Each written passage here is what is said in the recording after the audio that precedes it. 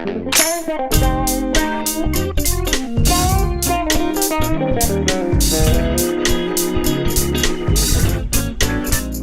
guys, what's up? Andrew from American Musical Supply here, Winter NAMM 2017 at the Gibson booth. We're here with Mike Volz, who is the R&D manager for Gibson Memphis. Did I get that right, Mike? Close enough. Oh, director of R&D. It all worked. Okay. Right. So Mike is going to take us through these amazing instruments that Gibson Memphis makes. So over to you. Welcome to NAMM 2017 and to Memphis. And thank you, AMS, for coming over here. We're excited and pleased to talk with you guys again. Thank you. So let's start out here. We brought a number of guitars, and right here is where we're starting out. And these are our sort of a historic lineup. It doesn't encompass every one of them, but we brought what we thought really covered a lot of the finer pieces. So let's start here. We have our 1961 ES330. We put figured wood on it. We have found they didn't use much figured wood in the early 60s, but we found them occasionally. So we thought, take some liberties, because it's beautiful. So it's got the slim profile neck, it's got the ES330 sound and the lightweight and the Bigsby. So let's move on from there. Next, we have our 1958 ES335 TD. This is a very faithful replica of the original, what is the first ES guitar ever manufactured, ES335, pardon me, manufactured at Gibson. Wow. And that's one we've been waiting to do for quite a while. One of the features on the original, the early versions, was an unbound fingerboard. Okay. It's subtle, but it stands out, and especially for someone who collects the guitars, you see that right away. And I love that. I love that on these. Next, we're stepping up to the next year, which is our biggest iconic year, which is a 59. Okay. And so this is the dot neck. It's got the neck, it's not too big, but it's a handful, and it's this wonderful, soft, round, D-shaped neck. One of the things we've always done at Memphis for the last few years when we started our historics is the older guitars that I used to play, the fingerboards would round in, and they just felt soft. And so we do that on every one of our guitars. So it's a hand operation, and every neck, just before it's finished, they round that in until it feels just wonderful when you pick it up. A lot of people will pick these guitars up and they love it. It feels good. It feels old. They don't know why, and that's what it is. So that's our 59. And on this particular guitar, 59s, we really go all out. This is a guitar that we first introduced quarter sawn Adirondack spruce for our braces. We weigh all of the center blocks on our historic guitars, so there's a very tight limit of what they can go into. And then on our 59, the guitar is totally assembled with hot hide glue. So it's the best of everything. Now let's jump ahead to 63.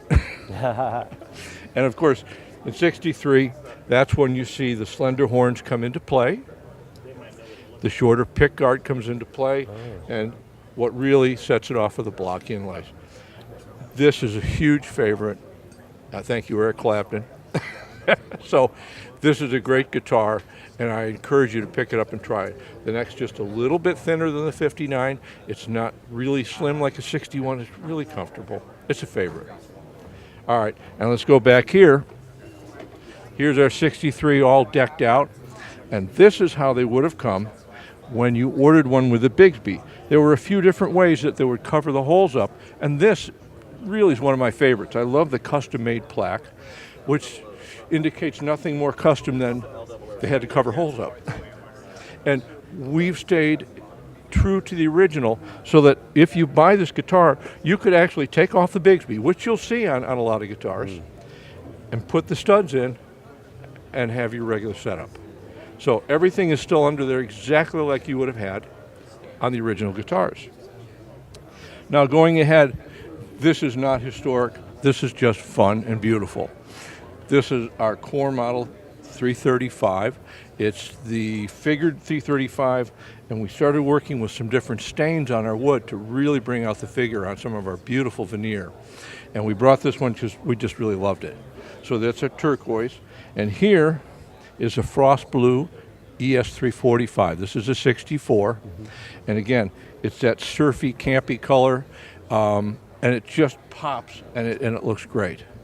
So let's do this. Let's go ahead and come over to more contemporary models. Okay, welcome back to the other side of the aisle. Okay, over here we have our ES 275s. This guitar we just started shipping in April of this year, so it's brand new for Gibson and for Memphis.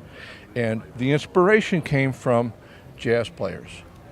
There are a lot of jazz players. There's a whole trend in Japan of younger players with jazz, and they wanted a more contemporary guitar, something that was jazz but had better fret access and so on and so forth. And so we sat down and thought about what is Gibson, what is jazz, and how do we make it new? And so what it is our iconic L5 cutaway body, only it's been reduced. So it's a little more comfortable. It's thinner by a full inch. And then we marry that with an ES Les Paul neck. So our ES Les Paul necks have that 59 profile, but they're smaller by 50 thousandths of an inch. They're just wonderful necks. And it's done really well. So now you have full fret access all the way up. It's a 16 fret neck joint, and the guitar has just taken off. It's been a big hit. Already it's gone beyond jazz. It's on rock and roll. Well, if you watch Ted Nugent, you'll see it on stage. Derek St. Holmes is playing one now, killing it.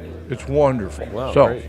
So these guitars, and you'll be seeing more of these. This guitar is done so well, and it's truly Gibson, that we're going to continue with this, and we're going to keep growing this whole. It'll be a model line itself. All right, let's go back over here. Is our ES Les Paul, which came out in 2013. And it is constructed exactly like an ES guitar. So we have laminated 3-ply top and back and rim. It's got a center block. The center block on this is mahogany, because when you think about a Les Paul, a lot of the tone comes from the mahogany back. So when we decided what are we going to do, how do we recreate a Les Paul in an ES, you have to go to the basics. So we started with mahogany center block, and it's weight relieved, and it's quite wonderful. And these guitars have done phenomenal, and you're starting to see them all over on a lot of stages, all over the place. Here is the next version. This is totally hollow. This is made like a 330. Okay. So there's no center block, head block and a tail block. It floats, and it sounds great. And I was a little nervous at first. We've had guys play them on stage, cranking. It works. That's good to work know. with it, but yeah, but amazing. The tone just comes across. And when you hear the ES Les Pauls, you hear Les Paul, but there's air. So that's the ES. That's where it comes in. Not only is it lighter and comfortable, I mean, you can play it all night long, and there are a lot of guys who are playing rock and roll who are discovering these because you can't. You can run through the airports with them. I mean, it's great. It's good on your back. Cool. And it's marvelous on your ears. Great. Okay, so here we have Les Pauls. This is one in a blue stain, just to have some more beauty. This guitar, this is our ES 339. It's been with us now for about 10 years, I think. Okay. And it's just a smaller version of a 335. It's more comfortable. It plays just like a 335, same scale. It's a beautiful little guitar. And then back here we have our ES Les Paul bass. So short scale bass, ES configuration, MHS pickups, and again, it's turned out to be quite a wonderful instrument. Is that fully hollow or it has a block in the middle? It has a center block. Okay. It does. Wow, cool. Well, thanks a lot for the rundown, Mike. It was great to meet you.